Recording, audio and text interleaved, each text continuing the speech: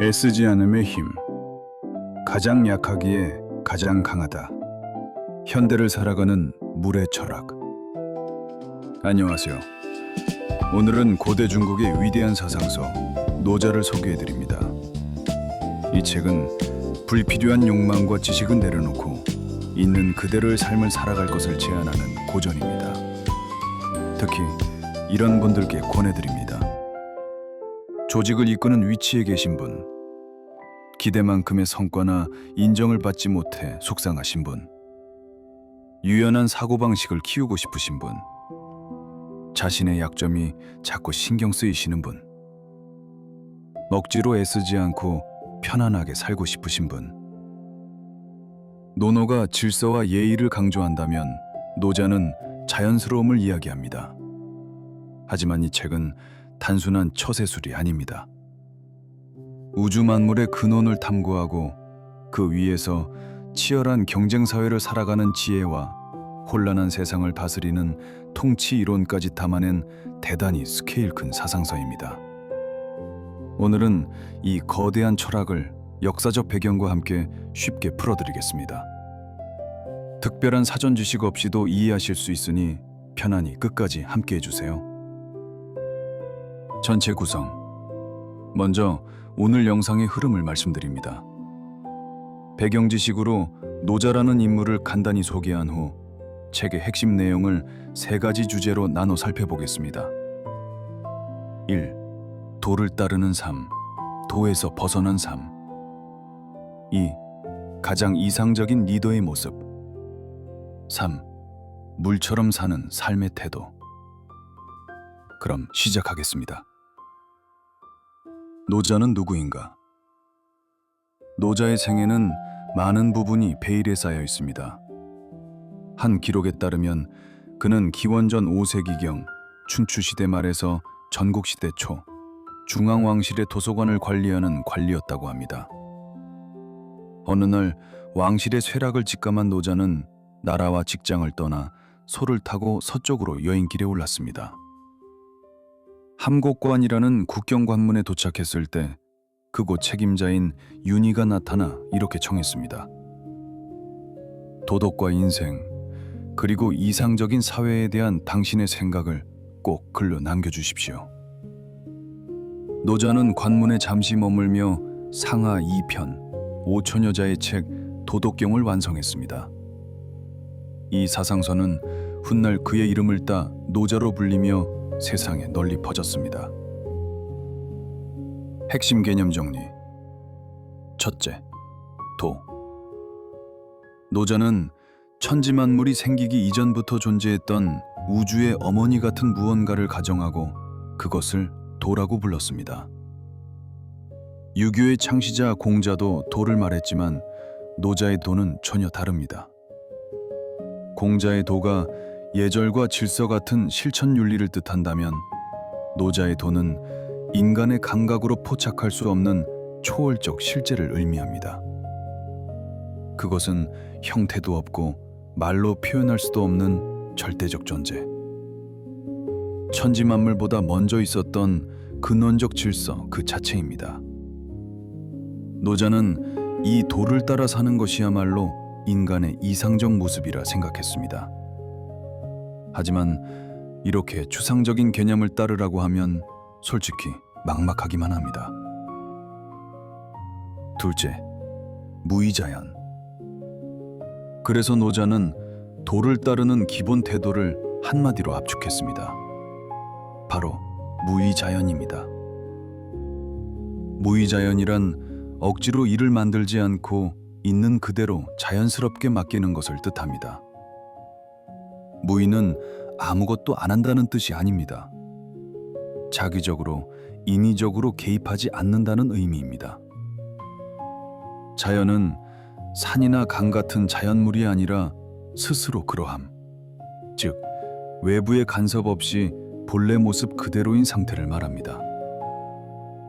봄, 여름, 가을, 겨울의 순환, 강물의 흐름, 밀물과 썰물, 해와 달의 운행, 이 모든 것은 누가 조작한 게 아니라 자연의 법칙에 따라 움직입니다.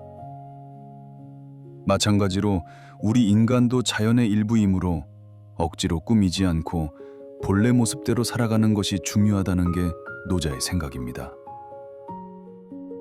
시대적 배경. 당시 중국은 유교 사상이 지배적이었습니다. 예의범절과 타인에 대한 배려 등 도덕 교육으로 사회 질서를 유지하던 시대였죠. 하지만 노자는 이런 인위적인 예법이나 의례 문화가 오히려 사람을 위선자로 만들고 타락시킨다고 봤습니다. 그래서 절대적 질서인 도를 따라야 한다고 주장했습니다. 또한 유교는 엄격한 신분제와 상하관계를 전제로 합니다. 이 체계에 적응하지 못하는 사람, 사회적 약자에게는 정신적으로 고통스러운 구조였습니다. 그래서 노자 사상은 형식적인 유교와 그것이 만든 사회에 지친 사람들의 정신적 안식처가 되었습니다. 셋째, 소국과민. 모든 인위적인 것을 부정하면 문명도 안정된 사회도 불가능해 보입니다. 그렇다면 노자가 생각한 이상 사회는 무엇일까요? 바로 소국과민입니다. 소국과민은 노자가 꿈꾼 이상향으로 인구가 적은 작은 나라를 뜻합니다. 당시는 난세였기에 인구도 많고 영토도 넓고 생산력과 군사력이 강한 큰 나라가 이상으로 여겨졌습니다. 그런 시대의 노자는 나라의 규모를 작게 하고 사용하는 도구도 최소한으로 줄이며 지역 간 교류도 피해야 한다고 주장했습니다. 불필요한 재산, 불필요한 도구, 불필요한 정보, 불필요한 인간관계. 이런 것들이 인간의 욕망을 자극하고 자신의 삶에 만족하지 못하게 만들어 쓸데없는 다툼을 일으킨다는 겁니다. 그렇다면 이것들을 걷어낸 작은 공동체를 만들어 불필요한 자극 없이 마음 풍요롭게 소박하게 산다면 다툼 없는 이상향이 가능하지 않을까? 이것이 노자의 구상이었습니다. 비폭력 사상의 뿌리. 참고로 러시아 문호 톨스토이는 노자의 평화 사상에 영향받아 무저항주의와 비폭력 운동을 주창했습니다. 이것이 후에 인도 독립의 아버지 간디에게 이어졌습니다. 즉, 비폭력 불복종 운동의 계보를 거슬러 올라가면 그 시작점에 노자가 있는 셈입니다. 도를 따르는 삶, 도에서 벗어난 삶. 이것이 도다라고 사명할 수 있다면 그것은 진정한 도가 아니다. 이것이 이름이다라고 부를 수 있다면 그것은 진정한 이름이 아니다. 도는 본래 이름이 없다. 하지만 이것이야말로 만물의 근원이며 여기서 천지가 생겨나고 만물이 태어났다. 잠깐 멈춰보겠습니다. 도란 만물의 근원이며 본래 이름도 없고 설명할 수도 없다는 내용입니다. 지금 당장 도를 완벽히 이해할 필요는 없습니다. 천지 만물의 뿌리에 있으며 그것들을 지배하는 보편적 실체 혹은 근본 원리 같은 것으로 대략 이해하시면 됩니다. 목적을 이루면 멈춰라. 도를 따르는 사람은 목적을 이룰 뿐이다. 목적을 이루면 그 이상 쓸데없이 밀어붙이지 않는다. 목적을 이루면 그 이상 자신의 재능을 자랑하거나 교만하거나 힘을 과시하지 않는다. 인간은 어떤 목적을 달성해도 마음이 채워지지 않아 더 큰 성과를 추구하거나 인정받으려 하거나 쓸데없이 애쓰곤 합니다. 하지만 노자는 그런 불필요한 노력이 도에서 벗어나 오히려 자신을 망칠 수 있다고 봤습니다. 역사를 보면 충분히 성공한 사람이 더 높은 곳을 탐하다가 몸을 망치거나 원한을 사서 몰락한 사례가 많습니다. 중국 고전에도 비슷한 교훈이 있습니다.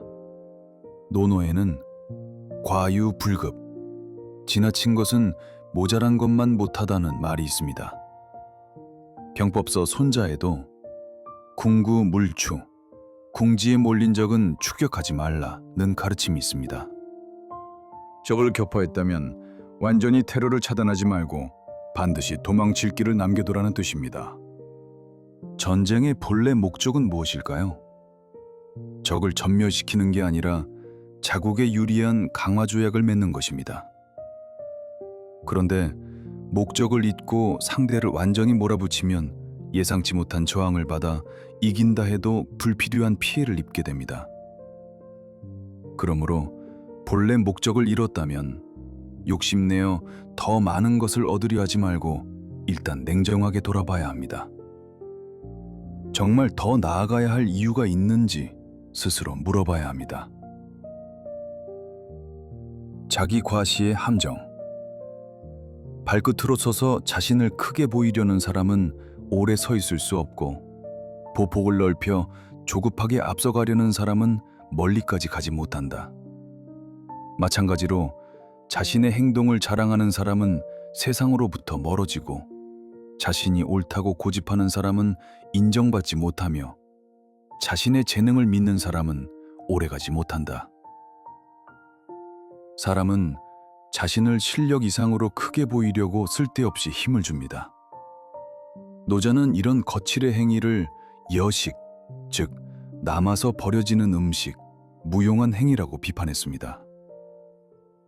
재산을 갖고 싶다. 높은 지위를 원한다. 명예를 얻고 싶다. 이런 자기과시 욕구는 때로 성장의 원동력이 되기도 합니다. 하지만 노자는 그런 것을 동력으로 삼아봤자 일이 잘 풀리지 않고 설령 잘 풀려도 오래가지 못한다고 봤습니다. 자기 과시욕을 불필요한 군설로 보고 과감히 잘라냈습니다. 학문조차 불필요하다. 더 나아가 그는 학문이나 지식조차 불필요한 것으로 여겼습니다. 그래서 절학무, 즉 학문을 끊으면 근심이 없다는 유명한 말을 남겼습니다. 불필요한 지식을 버리면 불필요한 고민도 사라지고 인간 본래의 자연스러운 삶을 되찾을 수 있다는 생각입니다. 분명 지식은 있는 게 낫지만 많다고 무조건 좋은 건 아닙니다. 너무 많은 지식 때문에 행동이 두려워지거나 지나치게 생각하다가 결정적 기회를 놓치는 경우가 흔합니다. 특히 현대는 정보 과잉 시대입니다. 불안과 스트레스에 시달리기 쉬운 요즘, 노자의 생각에서 깨달음을 얻으실 분도 계실 겁니다. 무의의 다스림.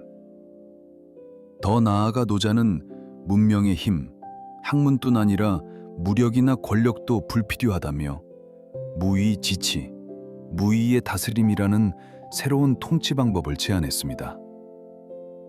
철저히 쓸데없는 것을 덜어내면 천하는 저절로 다스려진다는 주장입니다. 가장 이상적인 리더. 뛰어난 사람을 추켜 세우지 않으면 백성은 다투지 않게 되고, 얻기 어려운 재화를 귀하게 여기지 않으면 백성은 도둑질하지 않으며, 욕망을 자극하는 것을 보여주지 않으면 백성의 마음은 흔들리지 않는다. 그러므로 성인이 나라를 다스릴 때는 백성을 무지무욕하게 한다. 잠깐 멈춰보겠습니다. 이 부분은 노자의 정치 사상을 잘 보여줍니다. 위에 있는 사람이 특정인만 지켜 세우거나 특정 것만 찬양하면 백성들은 그것을 얻으려 다투게 됩니다.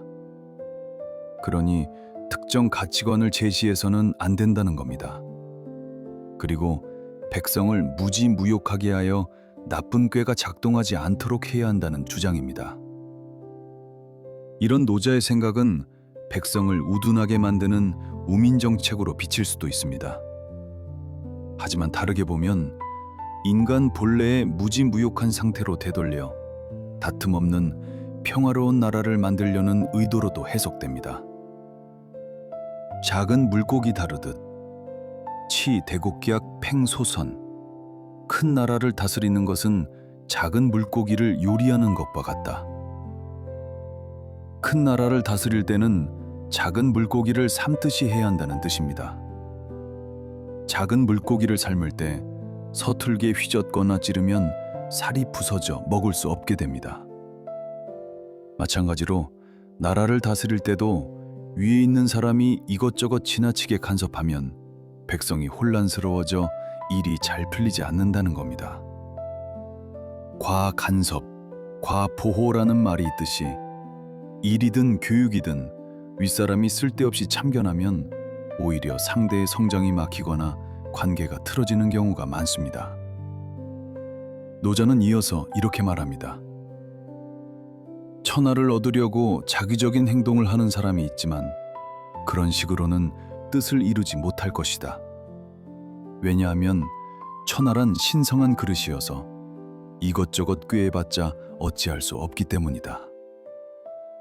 무언가를 이루려 애쓰는 사람은 오히려 천하를 망치고 무언가를 잡으려는 사람은 오히려 그것을 잃게 된다.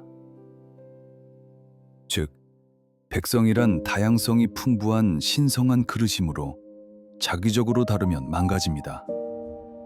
통치자는 어디까지나 도를 따른 무의의 다스림을 해야 한다는 겁니다.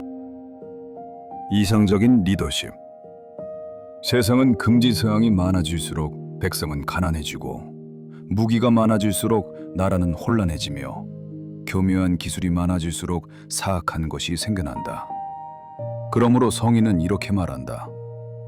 내가 아무것도 하지 않으면 백성은 저절로 안정되고 내가 일을 일으키지 않으면 백성은 저절로 부유해지며 내가 욕심내지 않으면 백성은 저절로 소박해진다. 가장 이상적인 리더는 부하가 의식하지 못하는 지도자다. 그 다음은 부하에게 사랑받고 친근한 리더. 그 다음은 부하에게 두려움을 주는 리더. 최악은 부하에게 무시당하는 리더다. 지도자가 유연한 태도를 보이고 쓸데없는 말을 하지 않으면 일은 잘 풀린다. 그리고 사람들은 내가 할 일을 했을 뿐이라고 말할 것이다. 훌륭한 통찰입니다. 가장 이상적인 리더는 부하가 의식조차 못한다고 했습니다. 그런 사람이 리더여도 괜찮을까 걱정되지만 의식되지 않는다는 것은 물론 아무것도 안 한다는 뜻이 아닙니다. 사람들 눈에 보이지 않는 곳에서 배려하고 문제를 예방하면서도 칭찬도 감사도 받지 않고 눈에 띄지 않으면서 그래도 언제나 유연한 자세를 유지하는 사람. 그것이야말로 천하를 다스리기에 적합한 성인이라는 겁니다. 욕망의 함정. 그릇에 물을 가득 부어 계속 채우는 것은 그만두는 게 좋다. 칼날을 한계까지 날카롭게 하려 하면 오히려 부러지기 쉽다. 마찬가지로 재상이 늘면 들수록 지켜야 한다는 걱정이 늘고 지위나 명예에 집착하면 결국 자신을 망친다. 그러므로 자신의 일을 이뤘다고 생각되면 즉시 물러나라. 그것이 하늘의 도다. 어떤 분야든 유명해지거나 높은 지위에 오르는 것은 매우 어렵습니다. 어떤 이는 소중한 가족, 친구, 건강을 희생하고 목숨을 깎는 심정으로 그 자리를 얻었을 겁니다. 그래서 간신히 얻은 자리를 놓고 싶지 않고 가능한 한 오래 머물고 싶은 것은 어찌 보면 자연스럽습니다. 하지만 명확한 퇴장 시기를 정하지 않고 질질 끌며 자리를 지키다가 다음 세대의 원망을 사거나 예상치 못한 실수를 하는 건 옛날부터 흔한 일입니다. 오늘날도 경영자, 정치인 등 유명인이 문제를 일으켜 애써 쌓은 업적을 물어돌릴 만큼 말년을 더럽힌 사례는 셀 수 없이 많습니다. 그래서 노자는 성과를 냈다면 나는 아직 할 수 있어 라며 매달리지 말고 깨끗이 물러나야 한다고 본 겁니다. 자기인식의 중요성. 타인을 아는 사람은 훌륭하지만 자기 자신을 아는 사람은 더욱 훌륭하다. 남을 이기는 사람은 힘이 있지만 자기 자신을 이기는 사람이 진정 강한 사람이다. 족함을 아는 사람은 부유하고 노력을 계속하는 사람은 이미 뜻을 이룬 것이며 자기 본래 모습을 잃지 않는 사람은 오래 살아남는다. 얻음과 잃음은 동전의 양면이라 많이 얻으면 그만큼 많이 잃게 된다. 그렇다면 인간에게 가장 소중한 것은 무엇인가? 그것은 자신의 생명이다. 생명만 있으면 이미 충분히 만족스럽다. 그렇게 생각하며 산다면 오래도록 이 세상을 즐길 수 있을 것이다. 노자는 스스로를 객관적으로 파악하고 욕망에 휘둘리지 않으며 자기 자신을 지킬 수 있는 사람을 높이 평가했습니다. 인간은 욕망이 충족되면 일단 만족하지만 잠시 후면 또 같은 느낌을 받고 싶어 하고 다음에는 더 큰 것을 얻어 더 큰 만족을 느끼고 싶어 합니다. 노자는 이런 욕망의 무한 루프에서 벗어나는 열쇠로 그 유명한 지족족함을 알미라는 개념을 제시했습니다.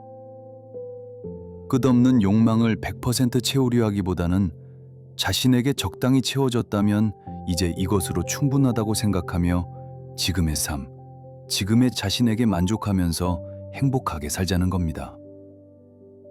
다만 현대는 욕망이 자극받기 쉬운 소비사회이기에 자신이 진짜 원하는 게 뭔지, 자신에게 적당량이 무엇인지 파악하기 어렵다는 문제가 있습니다. 그래서 때로는 외부 자극을 차단하고 지금 품고 있는 욕망과 그 밑에 깔린 감정에 대해 천천히 생각해보는 시간도 필요합니다. 본편 3. 물처럼 사는 삶. 이상적인 삶의 태도는 물과 같다. 물은 만물에 은혜를 주면서도 다투지 않고 사람들이 싫어하는 낮은 곳에 머문다. 세상이 물보다 부드럽고 약한 것은 없다. 하지만 단단하고 강한 것을 공격하는 데는 물보다 뛰어난 것이 없다. 약한 것이 오히려 강한 것을 이기고 부드러운 것이 오히려 단단한 것을 이긴다는 것은 천하 누구나 안다. 하지만 그것을 실행하는 사람은 극히 드물다. 진정 올바른 말이란 상식과는 반대로 들리는 법이다. 노자는 상선약수, 즉 최상의 선은 물과 같다는 격언을 남기며 물을 최고의 선으로 찬양했습니다. 물은 자기 주장을 하지 않고 타인과 다투지 않으며 장애물이 있으면 피해서 지나가고 중력을 따라 높은 곳에서 낮은 곳으로 흐릅니다. 아무리 더러운 늪에 고여도 불평하지 않고 아무리 만물을 적시고 은혜를 베풀어도 결코 교만하지 않습니다. 그런 물의 모습이야말로 인간의 이상적 모습, 즉 도의 모습이라는 겁니다. 더 나아가 물은 약한 성질을 가졌지만 바위와 콘크리트를 부수고 지형을 바꿀 만큼 경이로운 힘을 지녔습니다. 유약 승강강. 유약하면 강한 것을 제압한다는 말처럼 약하기 때문에 오히려 힘을 발휘하거나 좋은 성과를 내는 경우가 많습니다. 예를 들어 인간관계에서도 정론을 앞세워 상대를 논리로 눌러버리기보다는 먼저 상대의 입장과 생각, 감정을 이해하려는 유연한 자세를 보이는 편이 일이 잘 풀리는 경우가 적지 않습니다.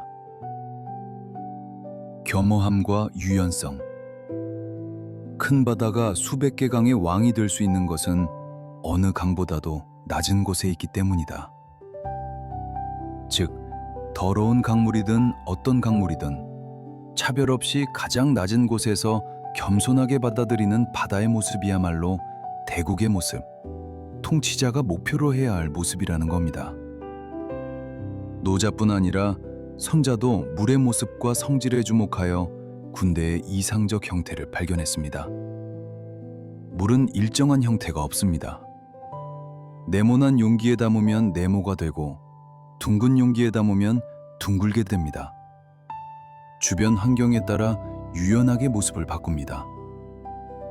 마찬가지로 군대의 형태도 정해진 패턴이 없으면 상대는 실체를 파악할 수 없어 공격하기 어렵고 결과적으로 방어력 높은 조직을 만들 수 있습니다. 게다가 물처럼 변화무쌍한 공격 방식을 쓰면 상대를 혼란시킬 수 있고 그 틈을 노려 승리의 기회를 잡을 수 있습니다. 즉, 물의 사상은 일이든 사생활이든 인생 모든 장면에 응용 가능한 처세의 철학이기도 합니다. 삶과 죽음의 관계. 인간은 살아있을 때는 부드럽지만 목숨을 잃으면 딱딱하게 굳어진다. 풀이나 나무 같은 모든 자연물도 마찬가지다. 살아있을 때는 부드럽고 약하지만 죽으면 마르고 딱딱해진다. 즉, 딱딱하고 강한 것은 죽음의 동료이고 부드럽고 약한 것은 삶의 동료다. 모든 동식물은 살아있는 동안에는 수분을 머금고 있어 부드럽지만 죽으면 보습력이 떨어져 경직됩니다. 노자는 이런 자연현상에 주목하여 집착과 강경함을 죽음에, 유연함을 삶에 대응시킨 겁니다. 참고로 인간 체중에서 수분이 차지하는 비율은 성인이 약 60%, 아기는 70, 80%라고 합니다. 물의 사상을 끝까지 밀고 나가면 수분을 많이 머금고 있으면서 불필요한 집착이 없는 아기야말로 가장 이상적인 인간에 가까운 게 아닐까 싶은데 실제로 그것이 노자의 견해입니다. 부드럽고 약한 존재이면서도 누구에게도 공격받지 않고 무지무욕하면서도 생명력이 온몸에서 넘쳐나는 그런 아기의 모습이야말로 보에 가까운 이상적 인간이라고 본 겁니다. 재능의 양면성. 다만 아기처럼 순수한 상태로 있는 그대로 사는 것이 이상이라면 그것은 원래 뛰어난 재능을 가진 사람에게는 유리해도 그렇지 못한 사람에게는 불리해 보입니다. 특히 최근에는 태어날 때부터 가진 외모, 능력, 가정 환경이 인생을 결정한다는 논조도 강해서 있는 그대로의 자신을 받아들이기 어려운 사람도 많다고 합니다. 하지만 노자는 재능이 있다는 것을 단순히 좋은 일로만 보지 않았습니다. 호랑이나 표범이 그 아름다운 가죽 때문에 사냥꾼의 표적이 되고 원숭이나 사냥개가 그 민첩함과 영리함 때문에 사람에게 잡혀 자유를 잃는 것처럼 타고난 재능이 오히려 몸을 괴롭히는 일이 있기 때문입니다. 실제로 인간 사회를 봐도 뛰어난 재능의 소유자가 주변의 질투를 사서 무너지거나 누구에게도 이해받지 못해 고립되는 것을 자주 볼 수 있습니다. 세상의 상식, 규범, 평가 기준. 이것들은 보는 각도나 시점에 따라서는 완전히 엉터리이며 인간의 행복을 보장하는 절대적 조건이라고 할 수 없습니다. 더 나아가 말하면 타인이 보기에 행복한 인생과 자신이 행복하다고 느끼는 인생은 전혀 다릅니다. 그렇다면 하나의 일이나 기준에 집착하여 불필요하게 허세 부리거나 질투하거나 건강을 희생하며 무언가를 얻으려 하는 것이 과연 얼마나 의미 있을까요? 동시에 지금까지의 실패나 재난도, 지금 품고 있는 열등감도 받아들이는 방식에 따라 전부 플러스로 바꿀 수 있지 않을까 하는 희망이 보입니다. 마무리. 노자 사상은 좋게든 나쁘게든 상식에서 벗어나 있어서 현대인이 그대로 실천하기는 꽤 어려울 수 있습니다. 하지만 그가 제시한 물처럼 유연한 사고방식은 변화가 심한 지금 시대에야말로 유효한 태도라고 할 수 있습니다. 네, 노자 해설은 여기까지입니다. 이 영상이 도움이 되셨다면 좋아요와 댓글 부탁드립니다. 구독도 잊지 마세요. 다음 영상에서 뵙겠습니다. 감사합니다.